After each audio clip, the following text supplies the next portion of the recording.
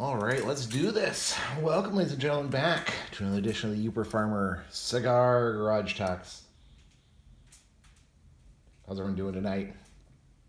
I'm doing pretty good. We are continuing on with the Sideshow series from our friends over there at Diesel Sideshow. This one is the Elephant Man. These are actually raised. Again, I'll put some more photos right over here. They're raised up. Don't really think they're going to add much to the flavor. No, probably not. Is it pretty cool? Yeah, it's pretty cool. Those little raised little ropes, tobacco rope, glued on with tobacco glue. The cigar itself is definitely a hard-hitting cigar. That is Maduro of Maduros. Getting a lot of the leather flavors, a lot of heat in there, a lot of pepper. Pretty good, kind of fun. Of course, we have the chocolate pudding bread. And we have Fruitwood. Cherry ale aged in maple syrup bourbon barrels. And again, we are trying to see if we can find a new barrel-aged beer. Excuse me. See if this is actually living up to all the hype, or is this just a gimmick again, like the IPA revolution, where everyone's just trying to make a little nice little red ale there. Everyone's just trying to make it barrel aged so they can sell it for more. Nothing's really adding to the flavor. Give her a try here.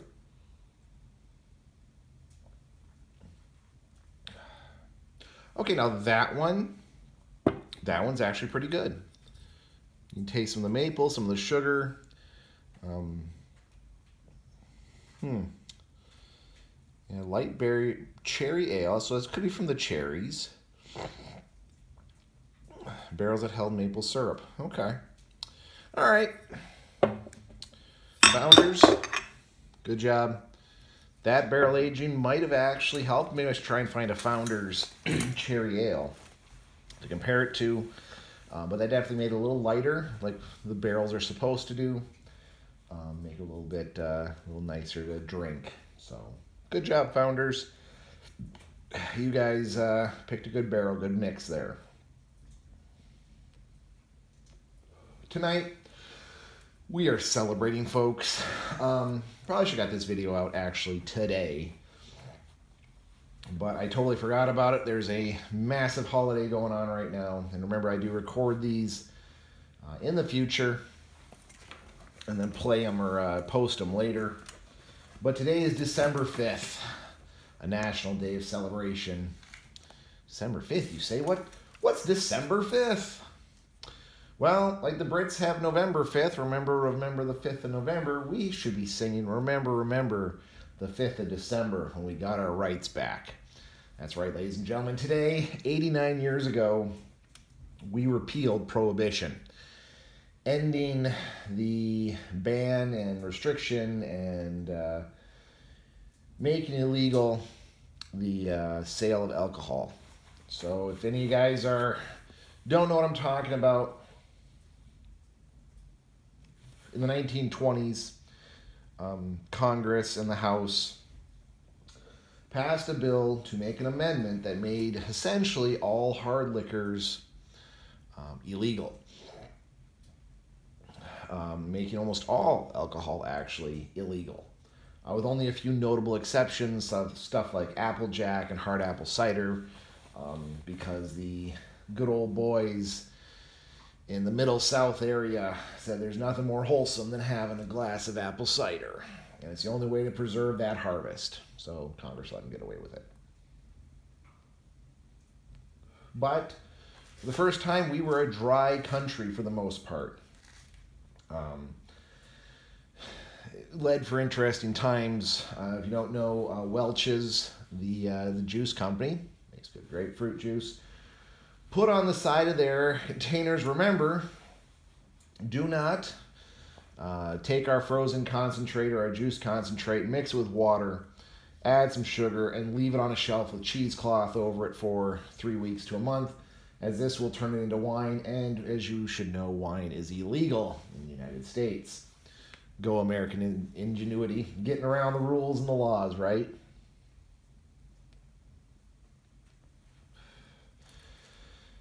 We were really built, founded, and lived as a country that doesn't take being told no well. Overnight, you had moonshiners and distillers and people making bathtub hooch and making their own wines, making their own beers, and making their own hard liquors.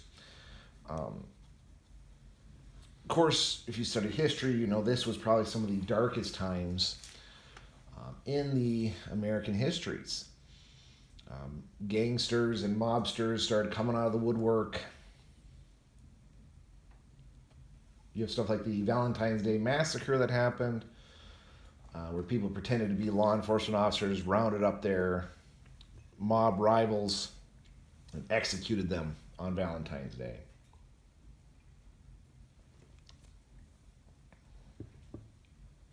All in the name of trying to secure their business. Took a little bit, but after a while, Congress realized that, wow, that was a dumb amendment. People are still going to get drunk. They're still going to find their booze. We're just going to lose money because we can't tax the illegal stuff. Mind you, they tried, of course. So what ended up happening? They repealed it. Within short order, I believe it was 1919, the 19th Amendment was passed. And then 1933, when the 21st Amendment was passed, repealing the 19th Amendment. Interesting. You know, it doesn't happen often. I think that was the first time, maybe the second time we'd ever repealed an amendment to our Constitution. But it really, we need to stop and look at that. What lesson can we glean from history? Well, again, Americans are going to do it anyway.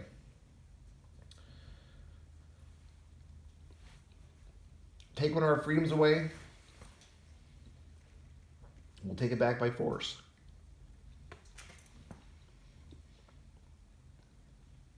There are some anti-free speech and anti-gun people. Hell, even the federal government gets in and trying to repeal the Second Amendment, the First Amendment, the Fifth Amendment. Take away your ability to avoid search and seizure, carry firearms, freedom of speech, freedom of assembly, freedom of religion. But hopefully, we still have that freedom and fighting spirit in us, if that ever does happen, where we won't just take it.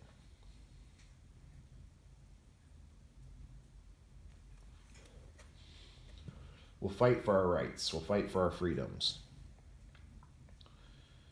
Logically, getting rid of alcohol made sense.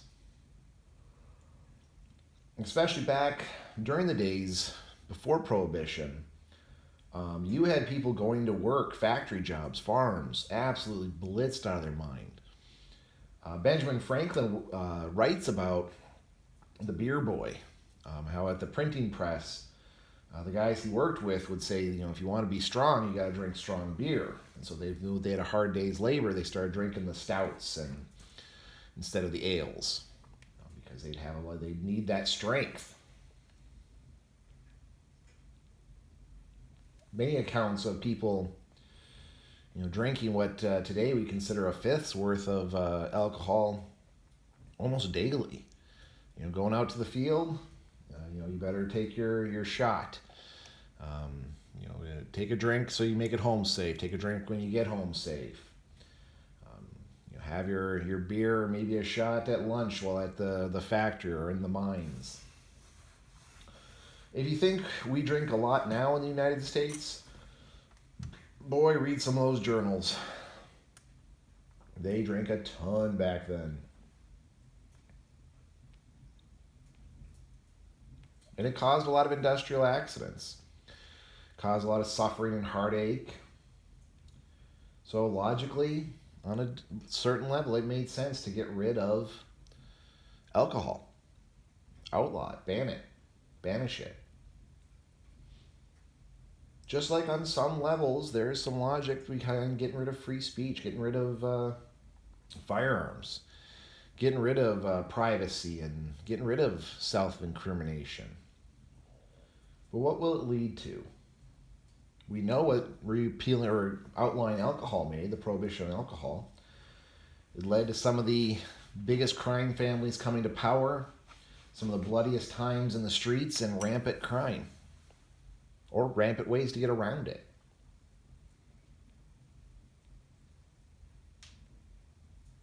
Do you think it'll be much different if we outlaw something else, we take away another freedom? Won't we just find more criminals will pop up? More people will do it anyway.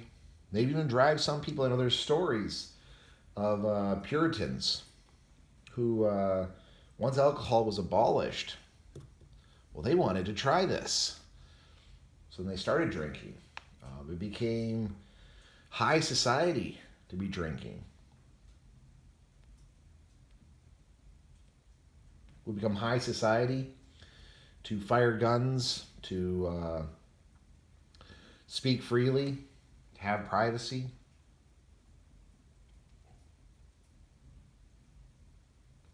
Who knows? We'll find out, I'm sure. But hopefully it doesn't come to that. Hopefully we can learn from history, learn from our mistakes, learn what it really truly means to be an American. And know that when push comes to shove, hopefully we'll fight for our rights. Anyway, folks, happy December 5th. Remember the 5th of December when we got our booze back. Hope you're all doing well out there. Hope you're staying safe, folks. And we'll see you on the next one.